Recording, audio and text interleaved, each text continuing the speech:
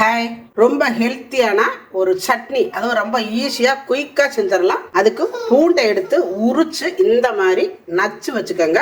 வடச்சட்டியில நல்லெண்ணெய் ஊத்தி எண்ணெய் காஞ்சது கடுகுளுந்து பருப்பு கருவேப்பிலை பொரிஞ்சதும் நச்சு வச்சிருக்கிற பூண்டை சேர்த்துக்கோங்க. பூண்டை சேர்த்து நல்லா ஓரளவு வதக்கி விடுங்க. 1/4 ஸ்பூன் மஞ்சத்தூள், 3/4 ஸ்பூன் வெறும் மிளகாத்தூள் நல்லா கிண்டிருங்க. அந்த எண்ணெயில ஒரே ஒரு லெமன் எடுத்து புளிஞ்சு வச்சிருக்கிறேன். அந்த லெமன் சாறையை அது கூட விட்டு ஒரு 1/2 டம்ளர் தண்ணி விட்டு தேவையான அளவு உப்பு போட்டுக்காங்க. நல்லா கொதிக்க வச்சு இறக்குனீங்கன்னா செம்மையா இருக்கும். இந்த சட்னி ரொம்ப ஈஸியான சட்னி. இந்த பூண்டு சட்னி ஒரு வாரத்திற்கு நம்ம வெளியில வச்சு சாப்பிடலாம். ரொம்ப நல்லா இருக்கும். ஈஸியான வேலை. ஆப்பத்துக்கும் அந்த சட்னிக்கும் அவ்வளவு அருமையா இருக்கும். சாதத்துல போட்டு சாப்பிடலாம். இட்லி, தோசை, சாதம், சப்பாத்தி எல்லாத்துக்குமே இது காம்பினேஷனா இருக்கும். சூப்பரா இருக்கும். கண்டிப்பா நீங்கள் ஒரு முறை செஞ்சு பாருங்க. டாடா பாய்.